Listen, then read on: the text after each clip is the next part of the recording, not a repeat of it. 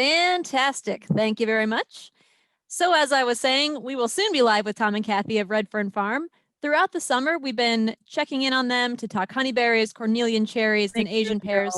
And today we've reached the perennial favorites of the fall, American persimmons, pawpaws, and chestnuts. But like an old movie, we start with the credits at the top. We'd like to thank our sponsors for their support of our virtual field day season. Their support helps make this virtual field day season possible, which features over 60 virtual field days. And guess what? You can attend all of them free of charge. So thank you, sponsors. Practical Farmers of Iowa is a farmer-led nonprofit based out of Ames. We specialize in farmer-to-farmer knowledge sharing and farmer-led research with a mission to equip farmers to build resilient farms and communities. All are welcome at PFI, and we invite you to learn more about our organization and access our vast collection of resources at practicalfarmers.org. This virtual field day will run until 1:05 p.m. If you have questions for Tom and Kathy during the field day, please type them into the comment box on Facebook, and I'll do my best to relay those directly to Tom and Kathy during our discussion. And at the conclusion of this event, please give us your feedback via the online survey, and Becca will post that link in the comment box. Virtual events are new to us this summer and fall now, and with your help, we are trying to learn and improve throughout the year, and going into the winter, we're hoping we do a really good job for you. All right, so Becca, let's go live to Tom and Kathy. I'll let you spotlight their video. All right, Kathy, I see you waving. And without further ado, I know you have a lot to share, so I'm going to go ahead and turn it over to you. All right, well, hey, there is a lot we've got with the chestnuts, persimmons, and pawpaws. And in fact, we're dealing with customers today and others who come for our U-Pick. And do you want to say anything before we start the videos? Nope, I'm ready for videos. All right, videos! All right, Becca, let's roll persimmon. And we're starting with the persimmon because this is kind of the least important of the three big threes. Worldwide, they're way more popular than apples. The American persimmon, like we have here, is a fruit that can be profitably grown by farmers in Iowa. It's suited at least to the southern half of Iowa and may extend even farther north than that. Persimmon is also one of the most reliable tree crops in the world. We have never seen a crop failure on persimmons, even when acorns, hickory nuts, walnuts, apples, peaches, plums, and cherries all failed. Persimmons still produce a full crop. They can be very heavy bearing.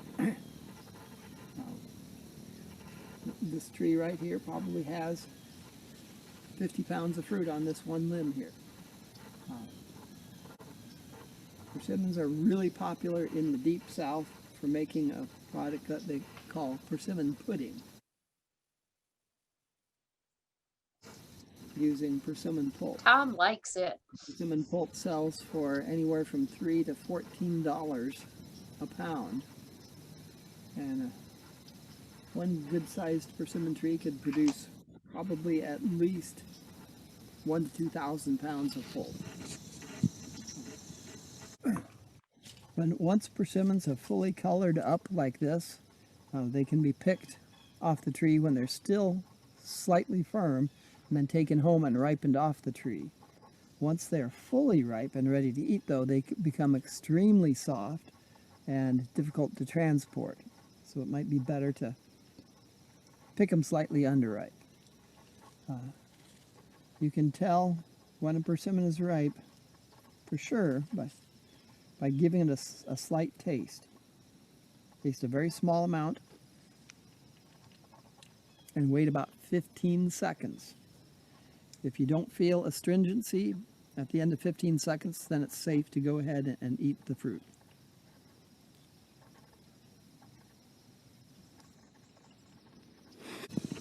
We sell our persimmons here to customers who come and pick their own. And we sell hundreds of pounds a year for $2 a pound. And this is another crop that we can grow right here in Iowa and sell without even having to harvest the crop, because the customers do it for us.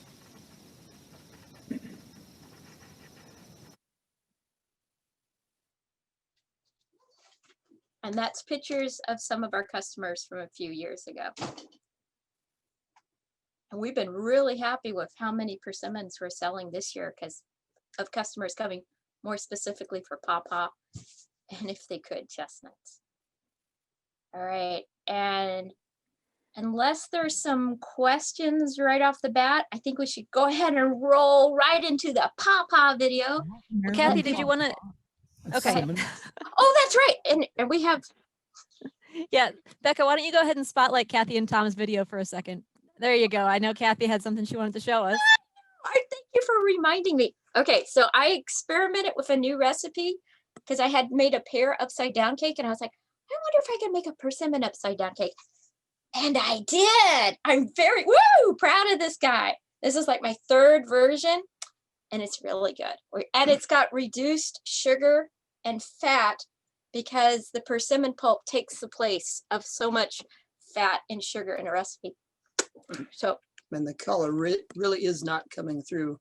The persimmons in the cake looked green in the video, but they're actually orange. it's like eating little jack-o'-lanterns. There's And- primary growth. I know that in the video, Tom said that the persimmons can have some astringency if they're not ripe yet. How is the flavor when they are ripe, and what are most of your customers using persimmon for? It's sweet. If you're familiar with orange marmalade, that's what they taste like to me. No, it's more like dates. It's very, very, very sweet. And it tastes like persimmon. Orange marmalade is sweet too. Oh, yeah, but the orange marmalade tastes like oranges. These don't taste like oranges. Yeah, they do. No, they don't. So All right. Well, they taste like persimmons and perhaps reminiscent of an orange marmalade if or you- dates. or dates also. Great. Okay. Well, that's a good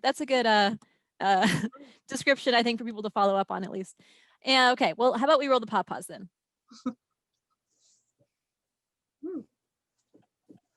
North American pawpaw, Persimmon triloba, is another tree farmers in Iowa can grow profitably. This is the only member of a family of tropical fruits in the custard apple family. And these fruits, which look like this, taste like a cross between banana and mango. And they can be very heavy bearing. And as you can see, they're very prolific. And these are probably our most popular fruit at Red Fern Farm. We have people driving as far away as Minnesota and Nebraska to come pick these fruit. You pick. We get $3 a pound for them, and customers will often pick 20 or 30 pounds at a time. Pawpaws are widely adaptable across a broad range of soil types, and they can be grown probably throughout Iowa, even up into Minnesota with the right genetics. These are one of our most profitable crops after chestnuts. In fact, last year we made around $3,000 from a 1/4 acre equivalent of pawpaw trees. Judging pawpaw fruit ripeness is a little bit tricky. The fruit doesn't really change color much, if at all, when they turn ripe. In order to test a fruit's ripeness, you have to squeeze the fruit with your fingertips. If it feels firm and hard, it's not ripe. If it's soft enough to give a little bit, but when you let go, it springs back, it's still not ripe and ready to pick. But the fruit is ripe and ready to pick when your fingertips will leave an impression from a light squeeze that does not spring back. At that point, the fruit can be picked, taken home, and ripened off the tree. And once it develops a strong fruity smell, then it's ready to eat.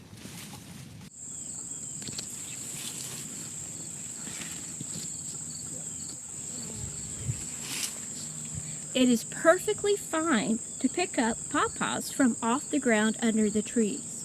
You should look carefully for bite and tooth marks. These are perfect, and I'm going to test to see if they're ripe.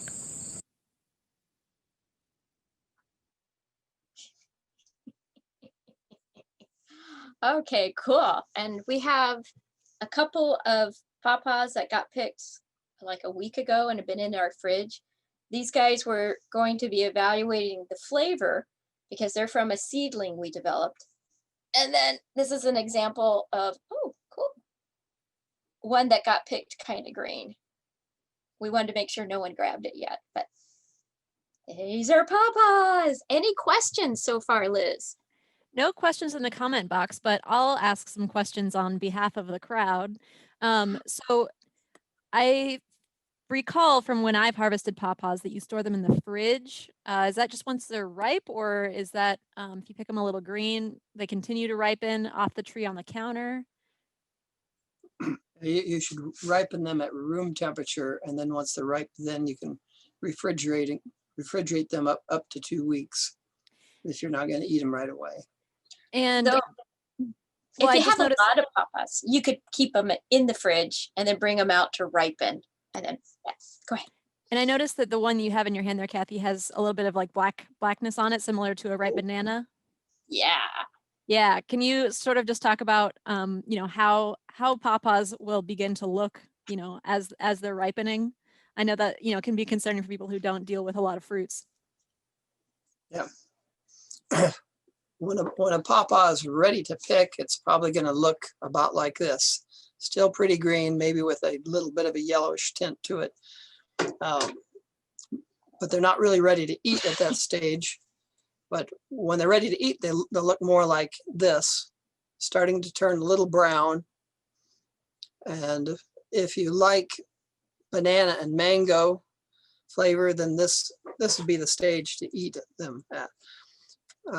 Some people really like caramel, and they will let the fruit turn dark brown or almost black all over. And then at that stage, the fruit caramelizes and satisfies the taste of caramel lovers. But Should we try opening those up? if you want. Okay. Because we can. Yes, please, let's open them. And so there's some questions in the chat box while you're doing that. How far north do you think that pawpaws will produce? And actually, Kathy, I wonder if you turn that light off, if we'll be able to see Yeah. a little better. There you go. Trying to get good focusing. Yeah, this doesn't look terribly impressive, but Can you show us maybe like the texture of those a little bit?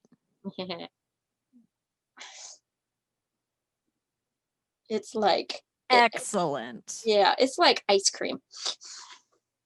All right, so Tom, how far north? The farthest north I know of anybody growing pawpaws and having them ripen high quality fruit is Northfield, Minnesota. That's about a half hour south of Minneapolis. If they can go any farther than that north, I don't know about it, but certainly throughout Iowa, they could be grown as long as you have cold hardy genetics. And Big I know seeds. that, oh yes, thank you, Kathy, for showing the seeds. And people are thankful that you cut that open to show them the middle. I know we can always see pictures of the outside, but actually seeing the texture of the middle is something that many people haven't experienced. You don't eat the skin, of course. Typically when you prepare them, do you cut them open and sort of skin them out like an avocado? Good analogy. Yes. I have no experience with avocados. You can actually, some people will just peel this skin off. You can see how it's coming off pretty well. And that's leaving a lot of this lovely flesh right here. The main thing you want to avoid is any hint of green on the flesh. There's some pretty powerful chemicals in this skin. And so if I ate this skin, I'm not going to die, but I could get diarrhea or nausea later on. But the seeds actually have an even higher concentration of the chemical than the skin. So you should not chew on the seeds, and certainly do not eat the seeds. You can suck the good stuff off the outside of the skin of the seed, but definitely do not chew on that little guy. And also, I believe, don't feed the seeds or skin to livestock. Is that correct? That is true. Yes. We have killed a lot of geese doing that. Yeah. On accident, of course. Yes. Yes. Okay. I mean, we were And- mad at him. But And Tom, people are asking, where can they buy cold hardy genetics of Pawpaw? Hmm. Who would you recommend? Well, unfortunately, there isn't any source of at least southern Minnesota, northern Iowa genetics yet. I am working on developing cold hardy pawpaws. In fact, that's what the writing is on this fruit here. This is this fruit was developed from a cross between the Northfield, Minnesota pawpaw and one of our cold hardy pawpaws. But hopefully within the next few years, we will have pawpaw seedlings that will be reliably cold hardy up into Minnesota. Yeah, but in But we terms don't of don't have yeah, in terms of like regular Pawpaw, anything like south of Highway 30, would you say is probably going to be okay? yes, but probably even south of Highway 20. All right, Oh. for all you non-Iowans, you'll have to get out your map and see how far north Highway 20 is. And another question that often comes up with Pawpaws is they're kind of remarked as being shade tolerant. Do you grow yours as an understory crop or in full sun? And which is kind of best for production? We do some of both. Quite a few of our trees are in full sun, but I would say the majority of our trees right now are under the canopy of mature chestnut trees. And they do produce, even under those conditions, but they do produce more fruit and larger sized fruit in full sun. But the trade-off is that the trees also have a shorter lifespan in full sun. They can live probably twice as long if they're growing in the understory. And is there any pruning that you need to do or fruit thinning on a pawpaw? We have not done any fruit thinning, although there are some varieties that tend to be particularly heavy bearing, and some people do fruit thinning on those.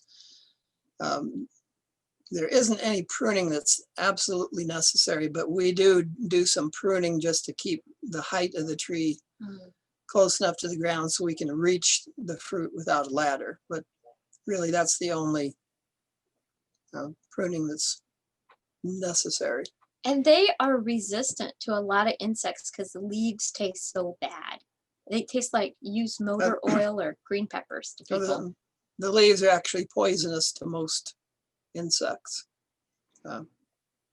with one notable exception being the zebra swallowtail butterfly caterpillars feed on exclusively pawpaw leaves, but for most other insects, pawpaw leaves would be lethal. Well, I I'm want to ask sorry. you one more question from the chat, and then we should probably move on to chestnuts. So the other question is just in terms of cold hardiness, do the plants die or will they just not fruit in too north of a climate? Good question. Yeah, if you grow them too far north, they could either die back or even freeze to the ground during a cold winter. And with young trees, recently planted trees, the roots can even be killed in a cold winter if the ground is not mulched around them. Also, for genetics that are not cold hardy enough, trees may survive far north, but then just not fruit. Okay. All right. Well, and I know that there's some other PFI members that are trying pawpaws out a little farther north. So maybe in five years, we'll have more examples to share with people. So let's see, looks like there's one more question in here. You could tell I didn't finish my lunch. This is really good. There's a little bit question about if you're certified organic down there, or if you use any sprays on the trees. We are not certified organic. We use a herbicide during tree establishment. So when the tree is first planted and up to maybe 3 to 5 years old, we use herbicide to protect newly planted trees from weed competition. After that, we don't use any kind of sprays. Yeah. Yeah. So Jasmine, to your question in the comment box there, The chemicals in the skin and the seed are natural to the plant and not anything that's introduced by Yes. Tom and Kathy. Yes. Yeah, it's why we don't have to spray them with anything. They're beautiful looking trees, no insect damage. Excellent yard tree. Plant them in your yards, people. Yes. Feed yourself. Good stuff. All right, and now we'll move to a tree that perhaps if you want to keep your neighbors friendly, you wouldn't plant in your yard. This is The true. chestnut. Becca, why don't you go ahead and play that video? Chestnuts are the most important and profitable crop at Red Fern Farm. Chestnuts are the third most important nut crop in the world, ahead of other nuts like walnuts, pecans, hazels, almonds, pistachios, and macadamia nuts.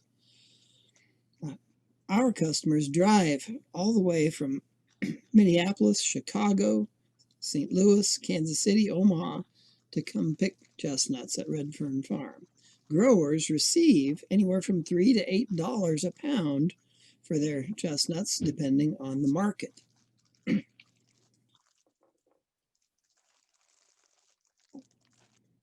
Once established, chestnuts are carefree and will go on producing nuts for up to 2,000 years without any further assistance from humans, including pruning, spraying, fertilizing, or irrigation, or any other help. That said, fertilization and irrigation will significantly increase the value of the crop. On the best soils in Iowa, chestnuts will produce up to 5,000 pounds per acre. At less than 10 cents per pound in production costs and price of $3 a pound, it works out to be a very profitable crop.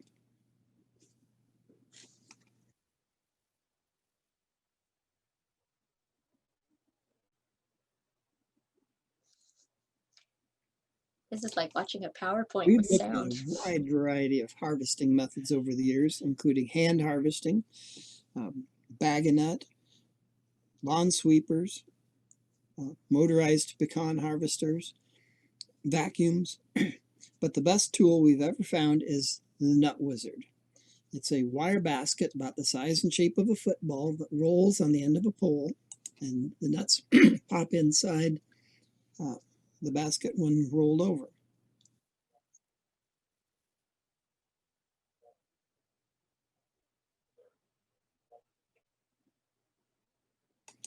The Nut Wizard makes no noise, uses no fuel, and only 2 drops of oil per year, and picks nuts up nice and clean. One thing that we don't want We to love use it. is a FACMA harvesting machine.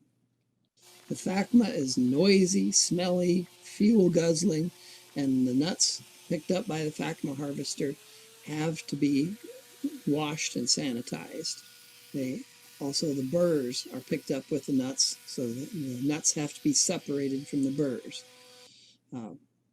With 5 people with a Nut Wizards can stay ahead of this FACMA harvester. The Nut Wizards cost only about $60 a piece and last for years. We've had Nut Wizards last nearly 20 years.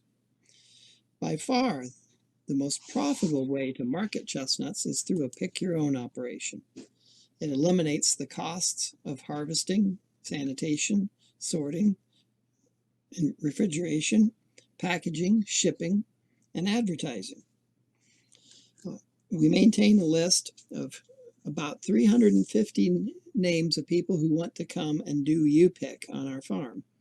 We start calling at the top of the list and work our way down the list until we have the entire season booked.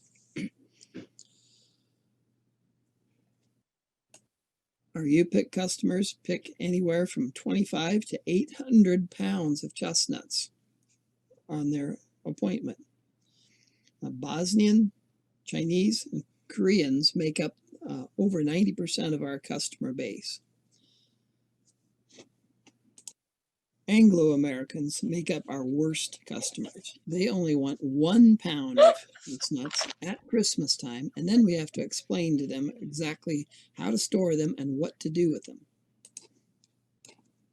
For some, That's such a picking good photo. chestnuts is a very serious business where they try and secure their entire year's supply of chestnuts.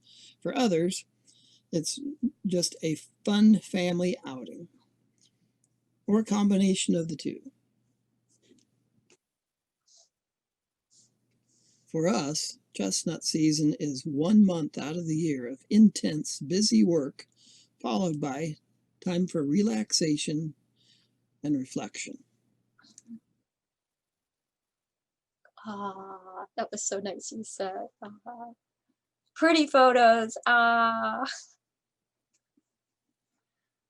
And we want to give a big shout out to our intern, Dane Manuela, Maynella, who did so much of the video work for us this time. He was invaluable. Thank you, Dane. And I know this hasn't been a great chestnut year. Can you Oh tell us my a little bit God. about, I mean, it's, you know, you got to tell the truth when you're having a field day. Oh yeah, yeah. This is Can the you tell us a second. little bit about the season this year and how it typically is on your farm and how it's been this year? Okay. Go get it. Well, this is actually our second poor year in a row. 2019 was a poor year, mainly because we had 10 consecutive months of saturated soil due to heavy rains. And chestnuts do not do well in saturated soil. And then this spring, we had a hard freeze just as the buds were swelling on the chestnuts, and the swollen buds were all killed. And then some other buds that hadn't swollen yet went ahead and leafed out in late May. And then we had a late frost that killed all that new growth. So the trees had to leaf out a third time before they finally succeeded in leafing out. And they did so with very few flowers. So we're not getting very many pounds of chestnuts per day. As to give you the numbers, in 2018, our last good year, we had 8,304 pounds of chestnuts sold to customers. That's not for our own use and for seed nuts. And then last year, 2019, it was 281. So less than, oh, it was bad. But this year, we're up to 55 pounds. Our son collected these last night, but we would almost be done with the harvest this time last year, but we're just kind of starting and it's 55 pounds. And the most anybody's picked up in one day is 11 pounds. Normally this time of year would be picking up anywhere from 200 to 800 pounds a day. And when you say normally, how many years have you guys been growing chestnuts commercially? Too many. Commercially? Well, no. growing, you just say growing chestnuts. That was too I specific. planted my first chestnut tree in 1990. Back when we didn't know what we were doing well. Sure.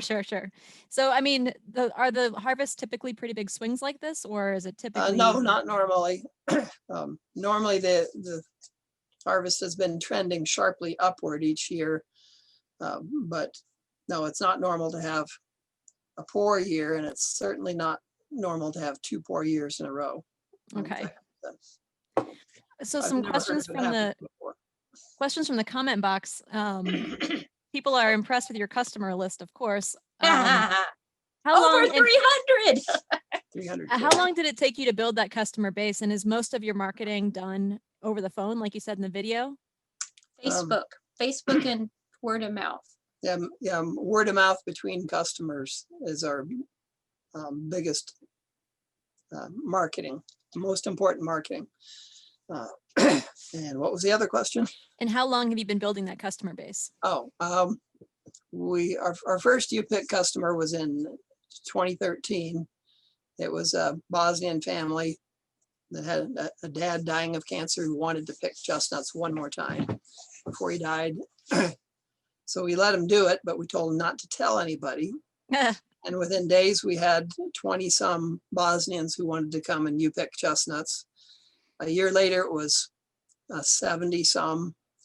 And right now it's around 350. Yeah, and a lot of the folks want to come on a weekend. So we give a 25-cent per pound discount if you come on a weekday versus a weekend. And we had our customer base start because we were selling we were running the co-op.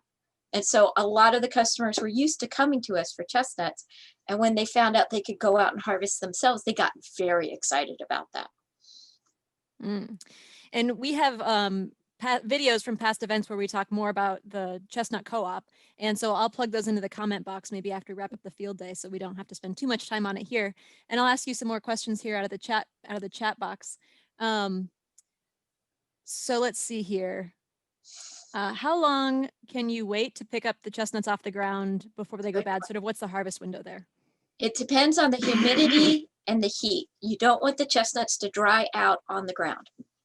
Yeah, really, realistically, they should be picked up every day. With other nut crops, you let all the nuts fall to the ground, then go pick them up. You don't do that with chestnuts. On a cloudy, maybe rainy day, you could probably skip a day, but Plan really, on every day. really, you should plan on picking up nuts every single day of the season, More which questions. is about a month long. And Becca is asking, she falls into your Anglo-American 1 pound customer stereotype, but she's asking, what's the best way to store chestnuts once she's got that 1 pound at home on her counter? They should be stored in refrigeration. Oh, But then before you eat them, about ventilated plastic bag. they should be cured before you eat them. So you take them out of the refrigeration and let them sit exposed to air at room temperature for anywhere from 3 days to a maximum of 3 weeks, depending on the nut size. And during that time, the kernel will shrink, and so you can feel airspace between the shell and the kernel when you squeeze the nut. And when the kernel is soft and pliable, it's cured and ready to eat. Hold it there. Okay, more questions? Let's see 'Cause here. otherwise, I'll let him keep talking. Oh, well, let's see. How long does a chestnut take to, reach production maturity? And I guess I mentioned in the lead up to this that you might not want to have your neighbor plant a chestnut because those burrs are pretty sharp. Very sharp. Yes, painfully sharp. So can you tell Wherever us some more about how one would manage the tree and the ground around it? Well, when the trees are first planted, they need to be protected from deer and rabbits, and especially from weed competition, and most especially from grasses. But once the tree is established, maybe 5 years or so, they really don't need any management. If they're grown inside a 5 foot tall tree shelter, they will already have a clear trunk up to 5 feet. If they're grown without a tree shelter, they do have to be pruned so that you have a clear trunk up to 5 feet or so, because you have to be able to mow under the tree right up to the trunk, because you cannot harvest chestnuts from tall grass. So the mowing under the tree is not for the benefit of the tree, but it's for the benefit of people harvesting the nuts. And some people will build a very impressive fence around the chestnut trees to keep out deer and other wildlife. We try to harvest all our chestnuts so there's nothing on the ground for the deer to eat overnight. And then we try to have people out there harvesting chestnuts during the day to scare away the squirrels. But otherwise, you lose a lot of nuts to wildlife. They love chestnuts. And another question here in the chat is there hope for better commercial equipment for larger chestnut plantations over 5 acres? Or there's different equipment out there. That was an example of what we consider the worst equipment. Well, there's bad equipment out there. Nut wizards are really, really good for a lot of people to use, especially for the first 10 to 20 years. She's Even. not asking about small. The FACMA is really the best thing out there for large operations. And most of the really large ones use them nowadays. But you'd need to have also the packing shed to accommodate the washing and sanitizing of those. Yes. In terms of the chestnut co-op, would they receive chestnuts that would be harvested that way, or what do you think? No, the co-op will not accept dirty nuts, and anything harvested with a FACMA is dirty unless it's washed. Okay. So anybody harvesting with a FACMA will have to wash the nuts themselves before they bring them in to the co-op. Okay. All right. That is good to know. In terms of the other sort of vacuum style ones, do those need to be washed as well, or? Yes, Yeah. the vacuums will suck up dirt and dust, rocks, deer droppings, leaves and sticks and burrs along with the nuts. And yes, they have to be cleaned and sanitized, either before they're sold or before they're brought to the co-op. And Okay. right now in Iowa, chestnuts are pretty much pest free, but there are chestnut weevils heading to Iowa. In fact, we hear horror stories of people buying seed nuts and then they find grubs, chestnut weevils in the bags of seed nuts. And this one poor man dumped the weevils in his front yard. And he was up at, where was he? Williamsburg. Williamsburg. So, Fortunately, there aren't any mature chestnuts near him We hope- where the yeah. adult weevils can lay their eggs. So so people kill the grubs, kill them. If you see any grubs in your nuts, kill them. the worst thing you Please. could do is dump them in Yeah, on the ground. just kill them. All right. We'll retain this message as a public service announcement. If you find a chestnut weevil near you, please take care of it responsibly. Yes. And unfortunately, we are running out of time. Becca, I'm going to ask you to pull up the closing slides there. Nice seeing you all. Yeah, Tom and Kathy, thank you so much for putting these videos together for us. I know if your internet, could have supported it, we'd be out there in the field looking. But people on Facebook, if you want to see more of Tom and Kathy's farm, they are open for you pick. So head on down and I think they're still harvesting pawpaws right now. Yes, and persimmons and chestnuts. But- But call. You have to make an appointment. Don't Okay. just show up. Very good. Call Tom and Kathy. You can find them on Facebook and on their website. Call, make an appointment, and go down and harvest. And Tom and Kathy, for the entire season, thank you so much for sharing all your knowledge with us. We really appreciate it.